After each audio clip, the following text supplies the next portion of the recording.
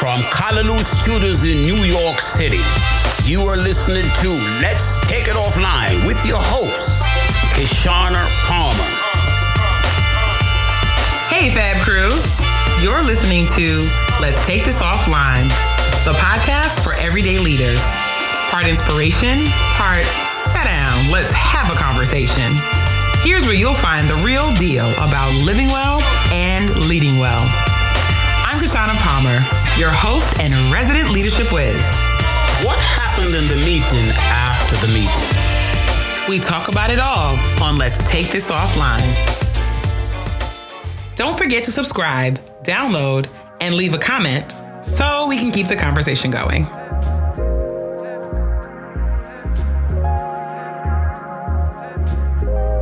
Rochelle Sodipo is the founder and creative director of Roseredd, etc., a brand support agency focused on branding and design.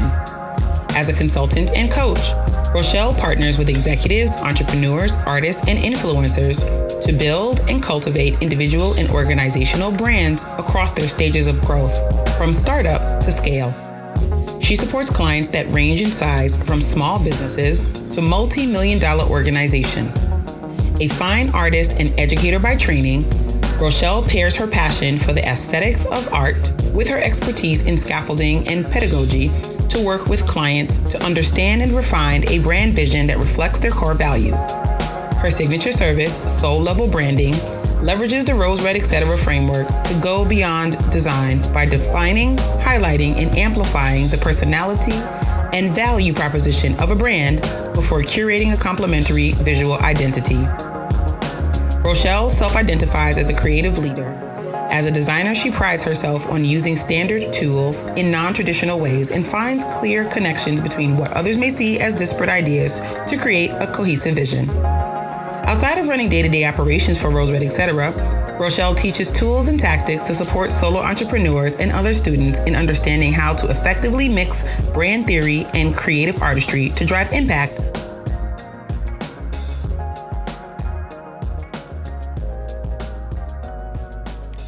What's up, y'all? It's Kishana, and I am back again for another episode of Let's Take This Offline, the podcast for everyday leaders. And friends, I could not be more excited to have back for season 3, one of our fave season 1 guests. Y'all downloaded the heck out of her episode on play. And if you didn't hear about what we need to do as adults to play, after you listen to this episode, I'm gonna need you to run it back and listen to it again. And so I'm so happy to have back in the studio, Rochelle Sodipo, Creative Director of Roseredd, etc., and Roseredd Paper Studio. Y'all, all of y'all at some point or another have been drooling over some aspect of the creative work around Kishana & Co. Whether it was a graphic or a video or a rapper or a club flyer I gave y'all, because y'all know I'll be for the streets. Something that this woman and her team has designed, has imagined, has shown up. And Rochelle's passion is about taking these brands that are like blah and making them boom. She builds brands that are so nice that you don't have to do it twice. And in fact, we were fussing at each other the other day, y'all, because I want to redo Kishana & Co. again. And she said, it shall not be a thing anymore. And so if you are an entrepreneur with some coin, okay, because we don't do the broke folks over here. If you're a nonprofit organization looking for your mission to stand out, if you are a corporate entity that are tired of the drab, dry, boring, same old, and you want somebody who understands not just design theory, because, y'all, that is very important, how the things go together, but also has her ear to the streets, then this next guest is the person that you want to have in your creative back pocket, okay? But today we are going to be talking not just about brand, y'all, because we can talk about that all day, but we're going to be talking about the brand of faux vulnerability, y'all, like a faux fur, okay? Hello? And so let me bring up Rochelle to the studio. Hello, my friend. Hey, family. How y'all doing? We're twinsies. So listen, for those of y'all who are listening to this and not looking at our glorious, gorgeous, well-dewed skin, okay, skincare on lock on YouTube, we both have on very, very fly specs, okay? We are here for the ladies who glasses. Pose for the people. Pose for the people. Okay, listen, I can't handle it. So Rochelle, the reason that I had to have you back, because we talk all the time and people do not get to have all of our goodness and all of the inside conversations, nor should they, okay? Sometimes your girlfriend's business is your girlfriend's business, is it not? Tis. But I sent you this post off Facebook that I'm going to read y'all, and I'm going to show it here on screen, y'all, in a second, that it just blew us all away. And it says, it's been 3 days since my therapist was like, you are so very open about vulnerable topics, but is that the same as actually being vulnerable? And y'all, damn. Like, this is what Anna Borges, the original poster, said. And I had to grab it. And I dropped this in Rochelle's DM and said, I'm going to need to talk to my therapist about this. Rochelle, what was your response when I sent you this thing? Because this was so serious. I was like the little emoji that has the brain blowing out, the mind blown emoji. This is a way of life for me. And I immediately went to the many ways, y'all, that Kashana and I not only, I would say, feign vulnerability, but we also intellectualize things so that we don't have to deal with certain undesirable scenarios or people who we put up the X to, right? But we also create faux intimacy by oversharing. So when you overshare, people are drawn into you, they feel warm and fuzzy, and you still get to live behind the wall of a intimacy of your own making. And so I was challenging her and she was challenging me to uncover or unearth, as it were, why we do this. Why do we do this? So listen, y'all, I told y'all I was going to find the post. And so I'm putting it up right now on the tab because I need y'all to understand what this whole thing is really about. Like, it is a serious... Throw it up there. Hold on. Let me go and throw it up because, I'm looking at the Chrome tab. What tab is it? Okay. Come on, Facebook with the tab. Yes. Hello. The of the situation. Here we go. Listen, this thing hit me. It's been 3 days since my therapist was like, you're so very open about vulnerable topics. But is that the same as actually being vulnerable? And damn, guys, damn. And it's not the same. It's not the same. And so the reason that it hit me so heavy was because I would say, and have been known to say, that people tend to think they know me really, really well, but they really don't. And Rochelle, I took pride in that. Like, for real. Like, you think if you don't know me by now, you will never, ever know me. Except you never know me. Woo. Come on. They're not ready. They're not ready for the duo. Okay. But I would talk to folks and share lots of information about myself, right? And talk about things that people would perceive as being very painful, or they would perceive as being very intimate, might even perceive as being very private. But the reality is that for me, I didn't really feel that way about any of it. Yeah. And I didn't even realize I was doing that. I'm going to challenge you. I think you did realize you were doing it. Whoa, you going to call me out already? Jeez. I'm just going to call you out because here's the thing. You were doing it and you didn't have any plans to stop. Like, that's the thing that used to blow my mind when you would tell me that you were doing it. And I would say, oh, okay, I'm thinking, y'all, she's telling me this because she wants to remediate her behavior. Oh, no, Miss Thing would double down. That's why I'm calling you out. All right. Wait a minute. Are we taking it offline or what? We done took it all the way offline. This is the fuss out that had happened after I walked off the stage. Okay. Y'all don't know. That's why you can't invite your friends nowhere. And this gets into a little bit of the intellectualizing piece, but once you broke it down to me, let me tell y'all something just as a sidebar. Listen, nobody can intellectualize like my sister. Yeah, you think somebody can break something down in a cerebral way? She can go meta. She can go cerebral. She can take it wherever you like. Okay. But no, once you broke it down to me, I realized I too was doing that, but mine is like more overshare. And it's like I want to give you all the layers of the Rochelle cake, and you can take a slice or you can leave it. But I put the cake here for you, and they don't know that I don't care if you take the cake, dump the cake to the side, take a whole plate. They don't know, but I know that I'm using this to insulate and to buffer and to create boundaries. We're using it as a boundaries. And so I read. Is that safe? It's not. And so interestingly, I read that like sometimes we use a certain type of honesty as a weapon of distraction. Oh, snap. Like, a weapon of distraction? A weapon of mass distraction. Oh, snap. What? I know somebody right now. I know somebody in their car feel real convicted right now. I have to bring a fan into I done grabbed a thing of tea. I've never heard that before, but that's so real. And I think the reason why it has such a substantial impact upon me. Immediate flash. Oh my God. Because I do that. I'm intentionally distracting people because I don't want to deal. You don't want people that close in. I don't like it. It's very uncomfortable. And you're the people person between the two of us. This is true. You're the one. Like for me, and honestly, Kashana and I don't fight. We don't have arguments, right? But the biggest difference between us is she's like, but why don't you want to come and be around all the people and do all the things? I'm like, Kashana, actually, I would rather not.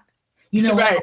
I have to accept that. That's her thing. That's when I know she loves me and she hears me. So she's not going to push me, y'all. All but right, she would rather I come do the people thing.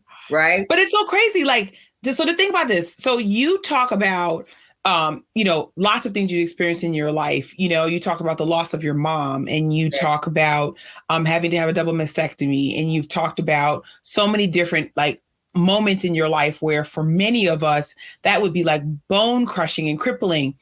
But because of the fact that you talk about it so openly and honestly, folks might have the experience that you're being super open when in fact you are, dare I say, hiding.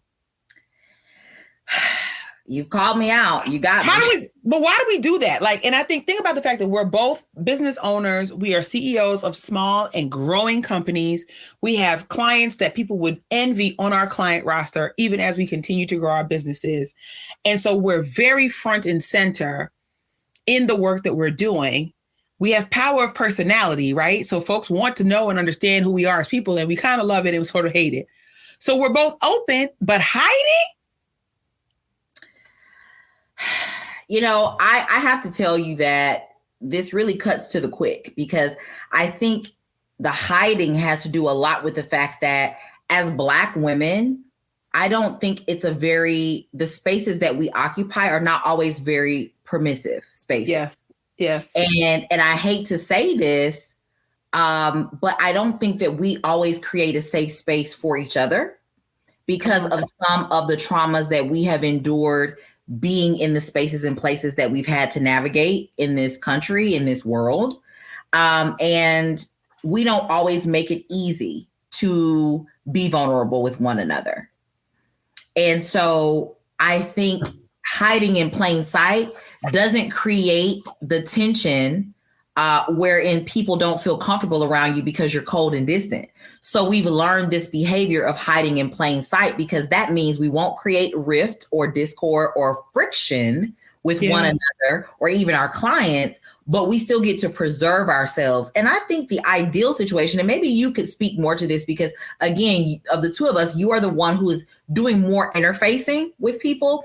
But I think the happiest space or scenario or outcome that there could be would be for us to figure out a way to exist as who we are without needing the buffer of the overshare or the feigned vulnerability or the feigned intimacy.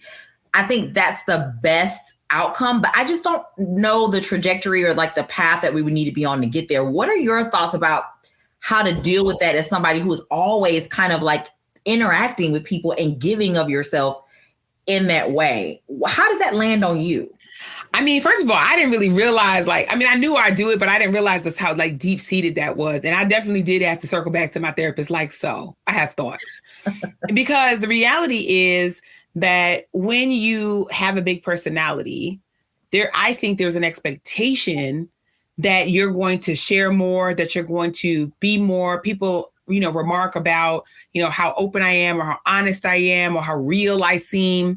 And so whether we like it or not, there's a pressure, whether it's a heavy pressure on my shoulder blade, it's an anvil around your ankle, depends on who you are in the world, to really continue to show up that way. And the minute you have this pressure to show up, that immediately enters, for me anyway, the performance zone, because that is where I live. And I think if I'm able to focus in on one area of my life, and so for me, I talk a lot about mothering and motherhood, but I don't actually really talk in great detail about it.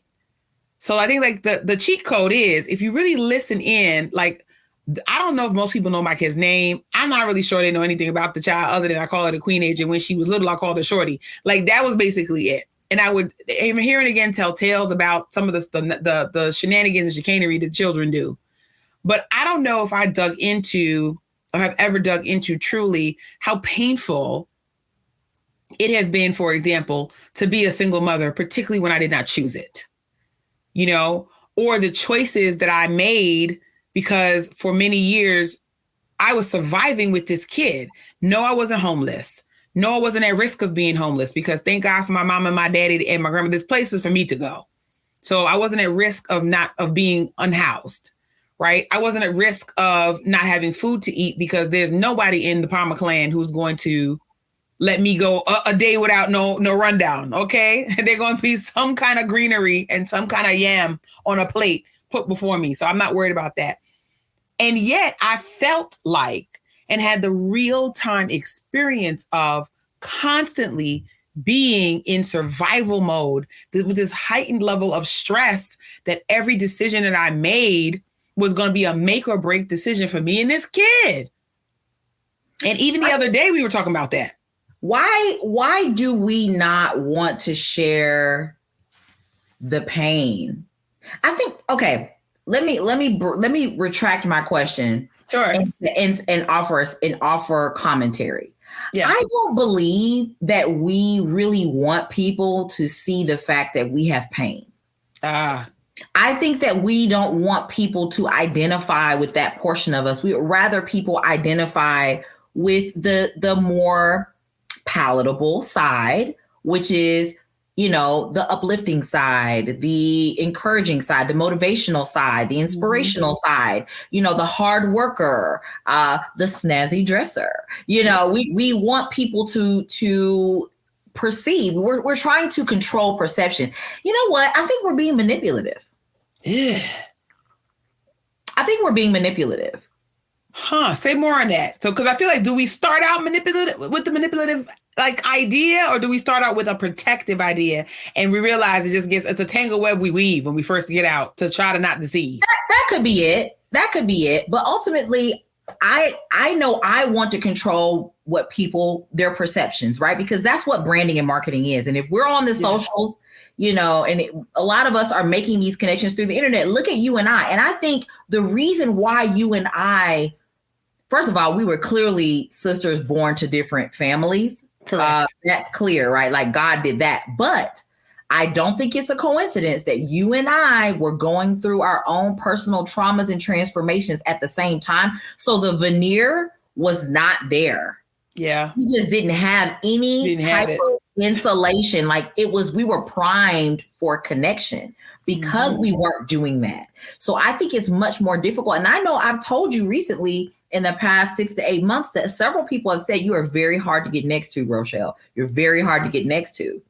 And I was really taking that to heart. And I felt very ashamed, I think is the word that I'm seeking. I felt ashamed because I knew that I was intentionally being hard to get next to. And I And I'm saying now that I believe it's a form of manipulation because I want to manipulate their perception. Now, children manipulate us to get what they want. I mean, I think all the time they're masterful. I think we're all doing some form of that, but I think that at some level it becomes intentional manipulation. And to your point, you know, is it protection? I think that we don't need to do so much of it to be protected.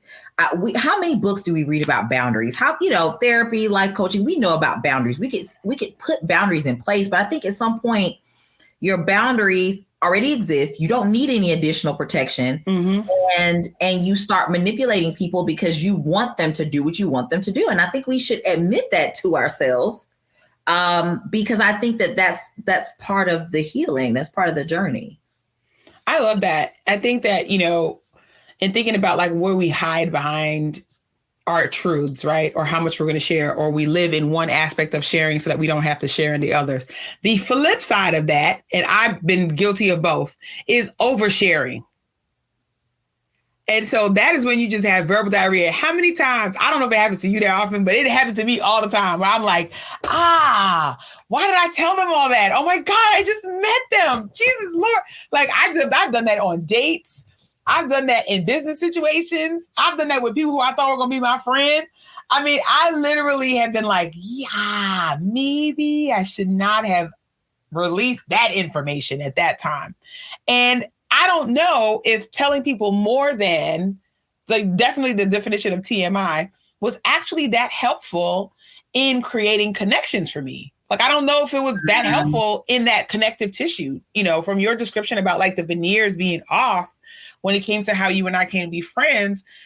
If my veneer is down and somebody else's veneer is up, boop, bump it against the force field. Right. If mine is up and somebody else is down, boop, there you go again, bump it against the force field. Let me ask you, do you believe, like, as you recall some of these experiences wherein you were oversharing, do you feel like that was your pick me, like that pick me energy kind of Yes. Person? Yeah. Oh my God. Do you know that the hardest thing that I've had to admit, dear people of the internet, dear people of the internet. Hold on, you talk. I'm going to do the sound effects. Go ahead. Dear people of the internet, I would just like to tell you all that for the last, I don't know how many numbers of years, I, Kashana Olivia, have been a pick-me. That's it. That's me. Mm-hmm. Let's take a quick break. We'll be right back in a few. We have all been there. Losing a team member is like throwing money in the trash and putting it outside for pickup. In fact, according to my most recent deep dive on these internet streets, according to the research, you can lose up to $200,000 in revenue and a lot of time when you don't make a great hire and your team members, well, they leave. So how do you find amazing talent and create the conditions for them to stick? If you've ever had a hard time hanging on to your team, you're looking for new strategies to help your team grow, or you're ready to level up as a manager and leader, then I have something for you.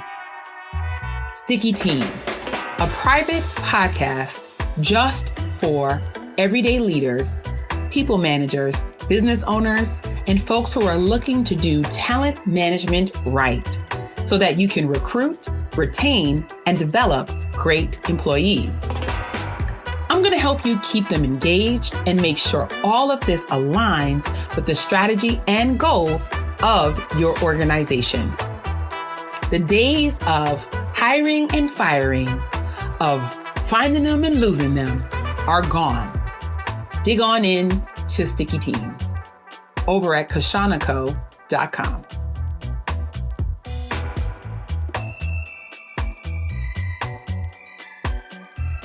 Don't forget to subscribe, download, and leave a comment so we can keep the conversation going. Now, let's head back to Let's Take This Offline. Okay, my turn. Hit it.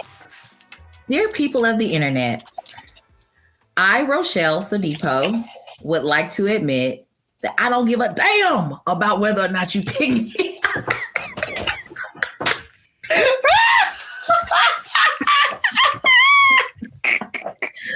It's so true. I super care about it in one regard, and you're going to agree with me. When I don't get picked to speak or to be on the dais, and I see my counterparts, coalescing with one another and working with each other, I do, get into my bag. That's when you get in your bag. Mm-hmm. But the friend thing, because I think that's predestined stuff. I mean, that's like, that's a God thing. So the friend thing, I'm like, oh, we didn't connect. Cool. But the business thing, because there is in my mind, right? And this is just a feeling, not a fact, but there's a pantheon of professional Black women. And sometimes I don't think that I fit. There's me both. See, and again, this, I disagree with you. You totally fit there. And people know who you are. You're super Googleable. And I spent my career in support of the Kashanas of the world, and me not so much, right? So logically, people aren't seeing me because I'm not putting myself forward. So that's why I'm not on the dais. It's not that I don't have the personality, the knowledge, the skills. It's not that I'm not a dynamic speaker or trainer. It's not that I don't know my stuff, right? It's just that I'm not visible. That is the narrative that I've created. And that narrative does shape how I perceive these opportunities that other people are receiving. I know that's a rabbit hole, but I do think it's worth an honorable mention, right? No, absolutely. I think it is worth it. I think it goes back to that faux vulnerability, right? And so are you able to endear folks to you if you present as more vulnerable than if you don't? There are folks who actually present as more vulnerable, as more real. There are folks who have used blunt honesty, rudeness, poor home training, bad manners, disguised as I'm just keeping it real. No, your mouth is rude. To endear people to their brashness, or to endear people to their, like, look at me putting it on my sleeve. And I think that because many of us, particularly for those of us who identify as Black women, as women of color, I would say our audience who are also mainly women, like in some slice of your version of the internet, you have had to tap dance for some version of attention. And if there's anything you know about tap dancing, clickety click, clickety clack, clickety click, clickety clack, you have got to make noise, jazz hands to be seen for the performance. You have to, right? And so when we think about faux vulnerability, particularly because there's so much writing now about vulnerability. Brene Brown has written the tomes on them, right? There's an encyclopedia, Brene Britannica, on vulnerability, on shame, on all this stuff. And the more that we have everyday language to describe what those emotions are about, I mean, you got to try the thing on. And that's what folks end up doing when they either overshare or they end up being like, okay, I'm a vulnerable person. I'm going to tell you this thing that maybe I shouldn't talk about and I don't feel embarrassed about because I want to bring you in close, even though you're not. Look here on this one little corner because I don't want you to see nothing over there. You know what this puts me in the mind of, just when you said that, I was thinking about how this is your space, but, as somebody that is managing a team and is a leader, I do that with my team.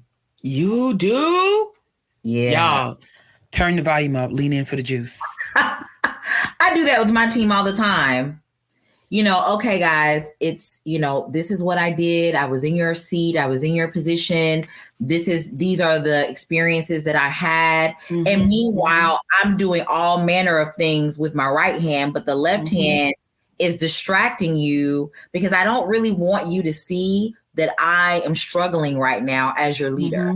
I don't really want you to see that after I run payroll, that I'm not going to get paid this month. I'm not going to take an owner's draw. Okay. Those of you who know the language. Those of you who know the language. Okay. Come on for the owner's draw. And I think that this concept of feigned vulnerability and oversharing and all of that, It shows up in different areas of our life, but I'm definitely doing that with my team. And I can tell you that it's very dangerous, because what does that do? It sets up this dynamic wherein that we're pals and we're buddies. And I think that it has caused more harm than good, because now the sacred space between me doing my job as the CEO and the leader and you doing your job as a valued team member is a little bit blurred. Right. And so, I'm just, and just in this conversation, I've had this revelatory moment, so I definitely need to make sure that I'm cognizant of that as I navigate my future within my company. But what do you think about leaders who do that? Because I know that that's a big leadership, faux pas. Faux pas. Yeah. I mean, I think that it's natural for us to be like, to lean in towards the part of empathy that says, I understand where you've been because I've been in your shoes. So I get it. Right. And so I think the part that tips around the vulnerability is to be able to share a foible or share a loss or share something that you believe is going to get that person to get the work done. Yes. Notice, y'all, like, not get that person to relax or to understand, like, mistakes happen. Here's how we rebound, or here's how we do this thing differently, or here's how you course correct yourself. Ultimately, in the example you gave, Rochelle, is that the goal is get the job done. Like, that's our version again. That's it.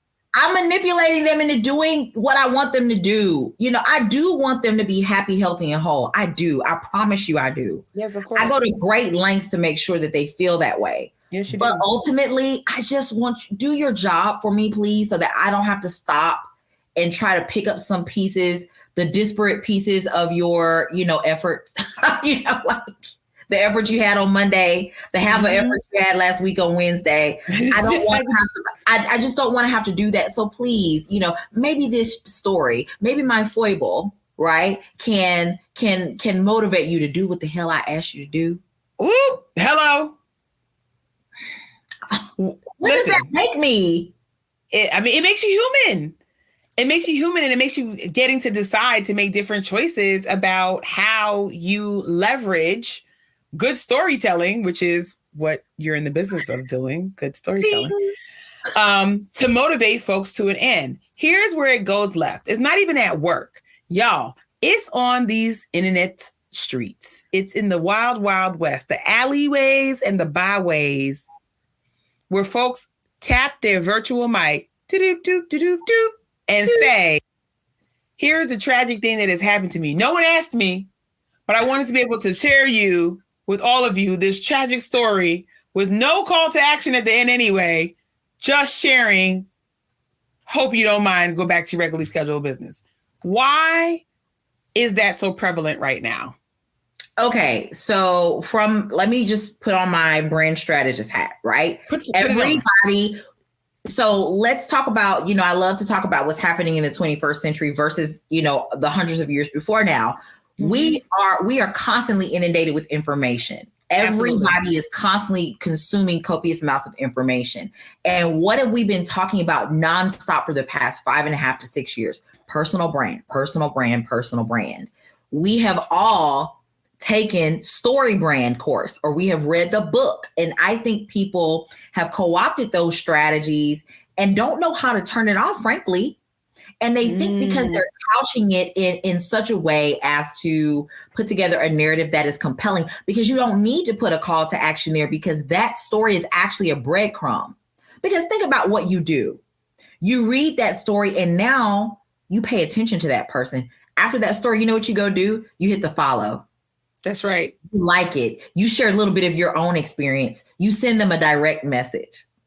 And then the door is open for them to do what? Socially sell you. Socially sell you. I was socially sold into $24,000 worth of legal services that I did not need in the year of 2021. Wait a minute.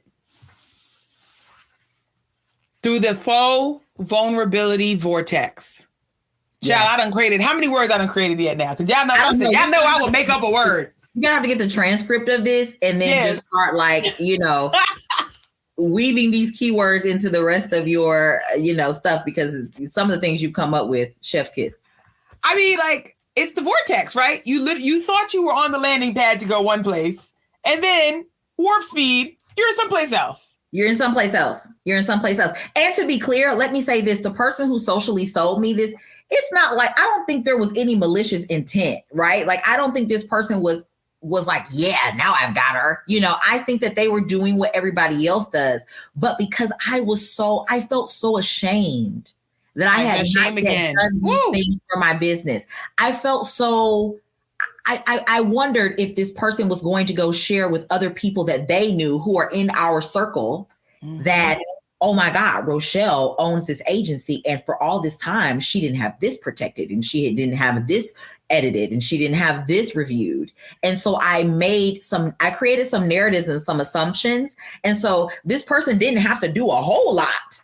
Right. Because I am my own. You out there. Right. You out there doing the heavy lifting. You were like, well, here's the sound of the man. I mean, you was doing working on the train. Like that's exactly how it went. But I will say some of their posts and some of the things that they were sharing just put me in the right, like they positioned themselves in my brain as the go-to choice, as somebody who understands the poor entrepreneur who just, you know, needs a leg up, who just hadn't had the right counsel and support. And so I think the reason we do it, going back to the original question, the reason we do it is because we've been inundated with the information that tells us that we should be doing it.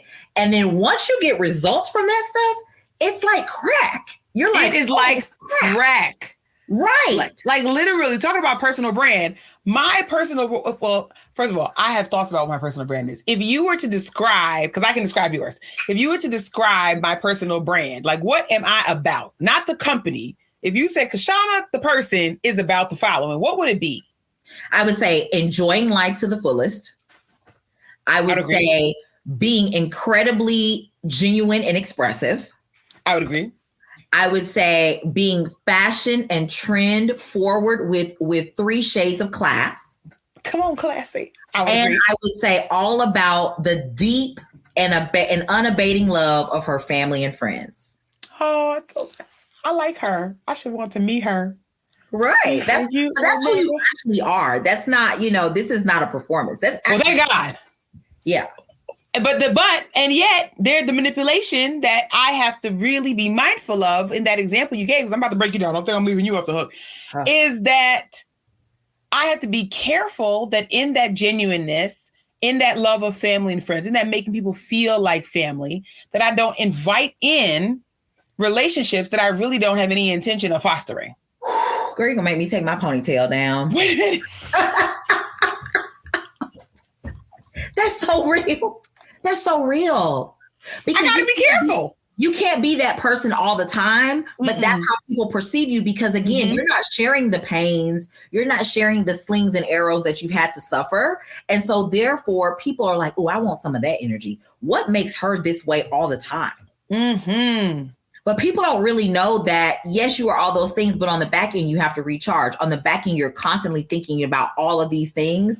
There you have the brain with all the tabs open all the time. People don't get all of that. They don't get all that. So there really isn't a lot of room for some of these new relationships and some of these hangers on, right? There's not a lot of room for that. But that is not how you present. So that is a good point. That is a very, very good point.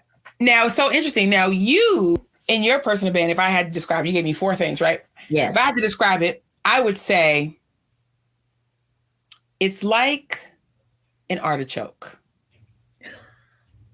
Because an artichoke has so many different ways. There's the dip. There's the roasted artichoke. There's the artichoke oil.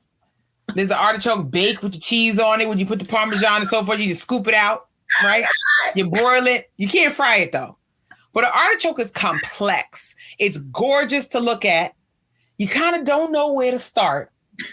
You can't just dig in. Oh, no.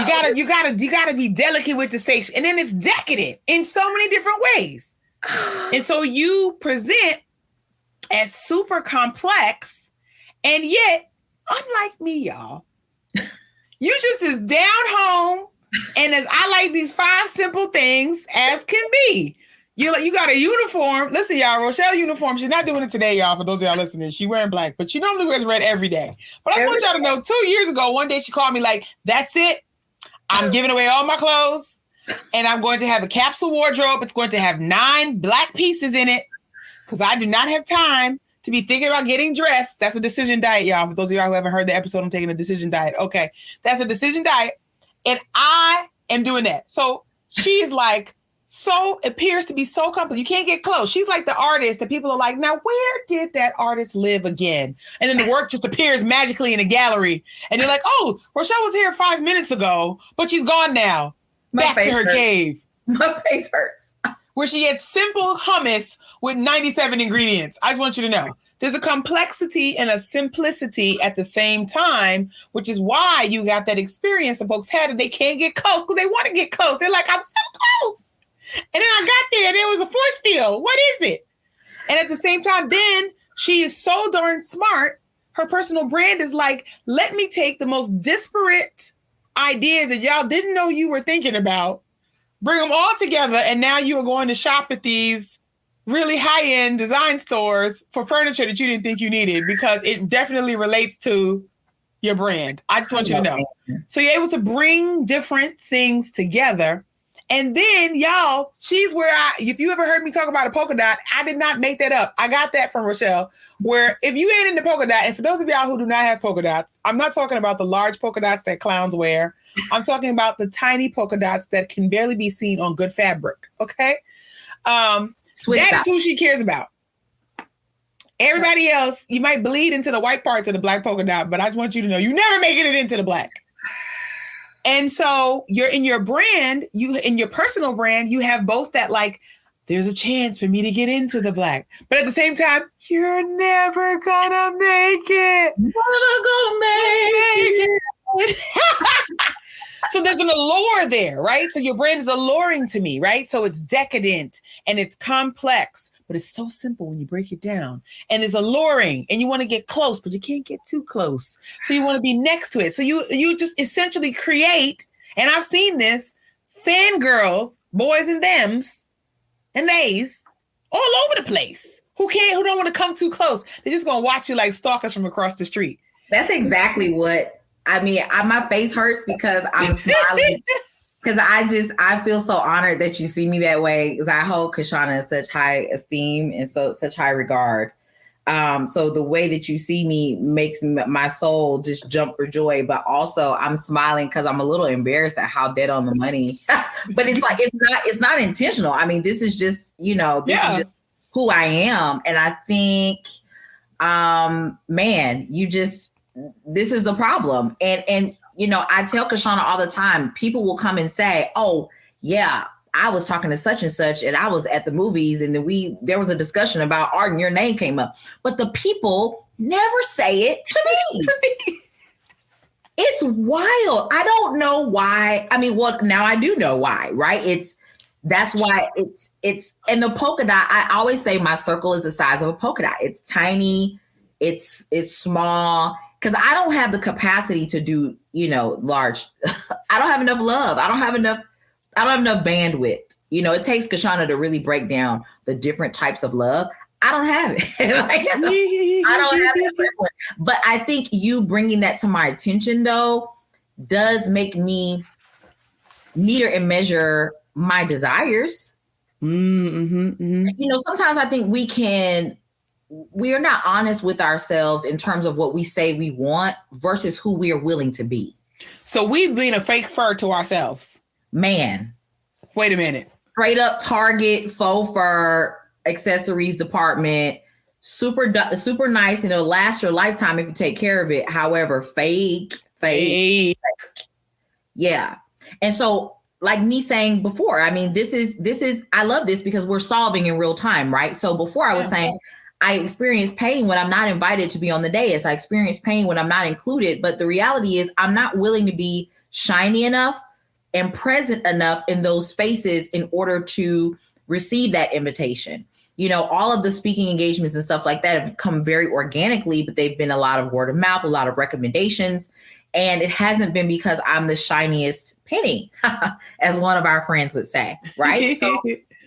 So I think I have to be honest with myself and say that I'm not willing to wear that particular garment. I'm not willing to wear that coat. I'm not willing to wear that jacket because it makes me uncomfortable.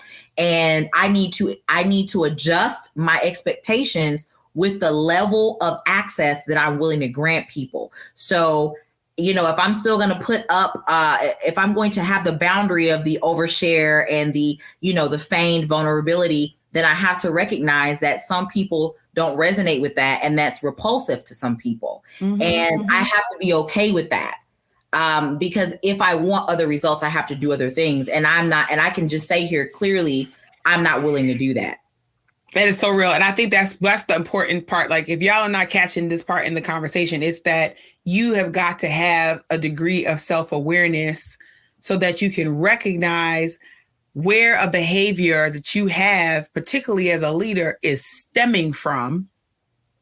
Then you get to decide what you want to do about it, if anything, which helps you to put in context how others receive those decisions, which doesn't perpetuate a cycle of self-loathing and of feeling left out. In my case, of being a pick-me. Damn it.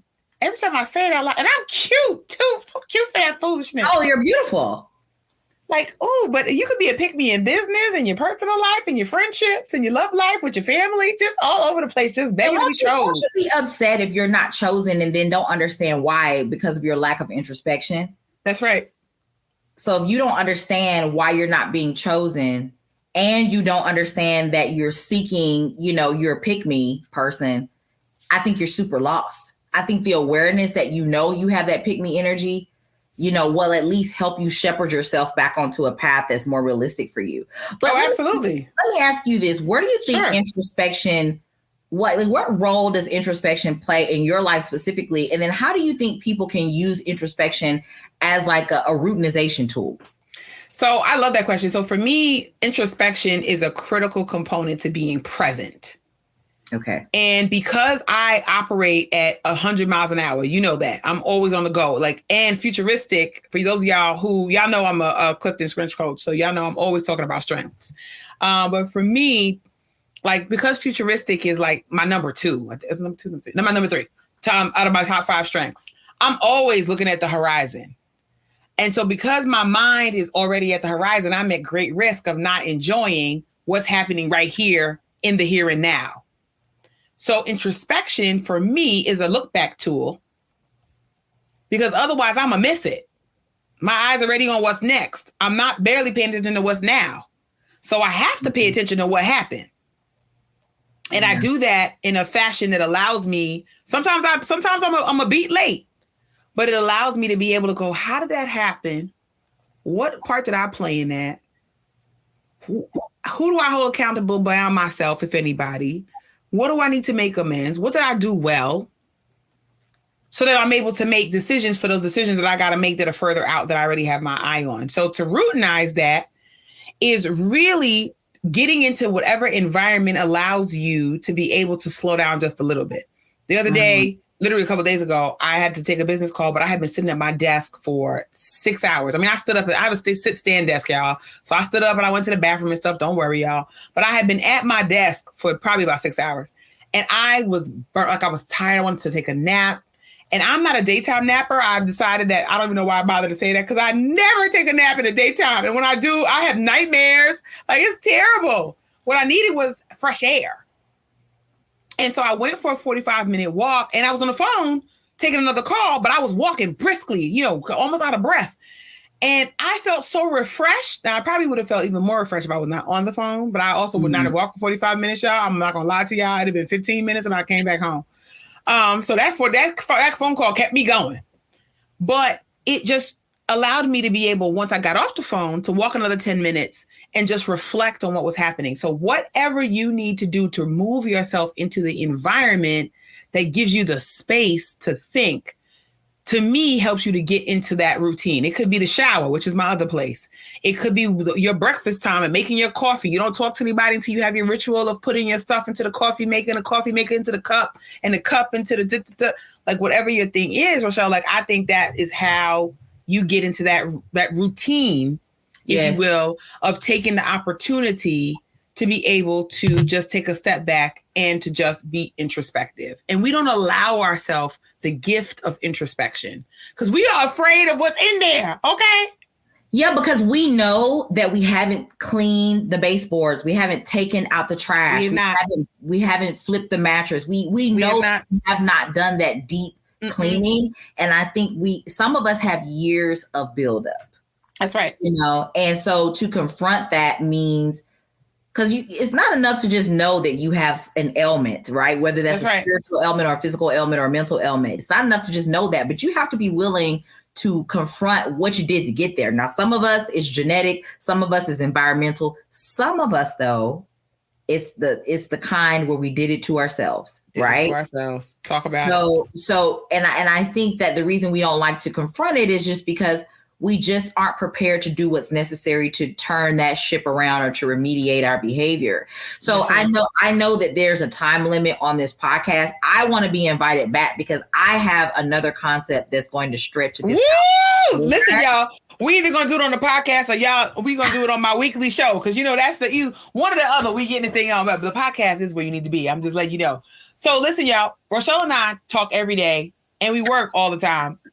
And we still talk every day, and we never run out of things to talk about. And so I want to know what y'all think about what we have been digging into about faux vulnerability, y'all. Okay? The faux vulnerability vortex and other such things. Okay? Okay? Weapon of mass distraction. Oh, child. Listen, Rochelle, you actually have a weapon that fights the distraction. And I feel like I read about it the other day on the instance of the grams, and that is your soul level branding. So are you bringing this back? Tell people what this soul level branding is about. Oh, Lordy, you're the best. So you're bringing it back, aren't you? I'm bringing it back. So I did it before, and I kind of stopped doing it because it was a drain on my spirit. But here it is in a nutshell. So people come to the agency, and like you said, Kashana, we definitely have some heavy hitters that work with us, and it's amazing. But we also serve SMBs and coaches, consultants, speakers, trainers, and a lot of people come through our doors, and they are experiencing drudgery when it comes to building their brand, simply because they built a trauma response brand. So here's what I mean by that. I'm in the number. You had to clean me out. We still cleaning it out. We're doing the root canal. The root canal of the trauma brand. Go ahead. Let me hear it. So here's why you built a trauma brand, right? You're doing the comparison thing, or your parents told you, you should be in this career, but you didn't really love it. Or you spent so much money and invested so much time that you're just going to see this thing through. But the problem with that is that in order to really advocate on behalf of a brand, you have to love it. You have to be in it. That's right.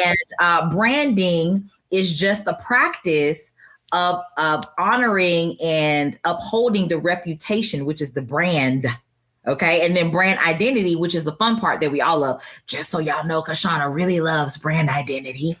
The brand identity piece is the thing that is like the icing on the cake, but we have to work on the brand. And the reason people don't love it is because they built these trauma response brands. So the soul level branding sometimes makes people do the following: stop selling a product or service, fire people who are not in alignment with the vision, because sometimes your team can be the impediment to you loving your brand. And the third thing is they actually end up scrapping everything and starting from scratch. I know, but you know what? I love it when they do that because it's a moment of honesty. And that's what you need in order to build a brand that you love and that the market loves. Because there's a reason why people love that hole in the wall chicken wing spot that's around the corner from your house, or that Rib Shack, right? That's right. Because the brand, the way they treat you and the food match. That's right. And that brand means something to you and they position themselves well. But before you can get there, you have to love it and you have to believe in it.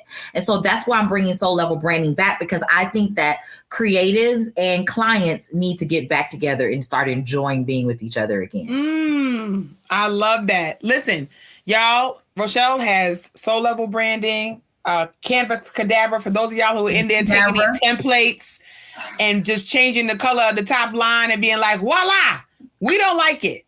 We don't like it. Learn how to use Canva properly and get Canva Cadabra.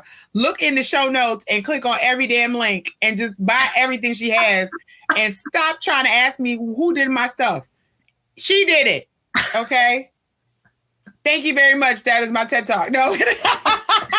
But you know what, Kashana, I want to thank you. I want to give you your flowers. And I know we're almost at time, but I want to give you your flowers because I cannot ever think of a time where you weren't sharing your community, where you weren't, passing along the collection plate, as it were. So I want to thank you and give you your flowers for always introducing us to people who could support us, that could uplift us, encourage us, help us run better businesses, help us be better people. I have gotten so much wisdom from your circle. And thank you for introducing me to your circle and to your audience, because I know how protective you are of these people, of these women. And so I want to thank you here publicly in front of everyone, because not everyone is willing to do that. And I think that's a very special quality that you possess that I really admire about you. Truly. My face is so red. Oh my gosh. And it's not the highlights neither. It's just my face. It's just so red. It's going to match my shirt in like 2 seconds. Thank you so much. I appreciate that. Listen, I do what I do because I was designed for greater and designed for impact. And I just am so grateful that I get to have folks who are just geniuses in what they do that come along with me for every harebrained scheme that I have. I just want y'all to know, everybody heard Rochelle says she's going to redirect my whole brand. But okay, that's it. Because it's traumatic and I need it to be healthy. Listen, y'all, we are out of time. Please stay tuned for more that we have coming from the podcast. Rochelle, it is such a joy to have you on the show. We're going to make sure that everybody connects with you on all the socials, buys all the things, connects with you to build their brand. They'd be so darn lucky to have you in their creative back pocket. This has been another fantastic episode of Let's Take This Offline, the podcast for everyday leaders. And I will talk to y'all real soon. Bye, y'all. Bye.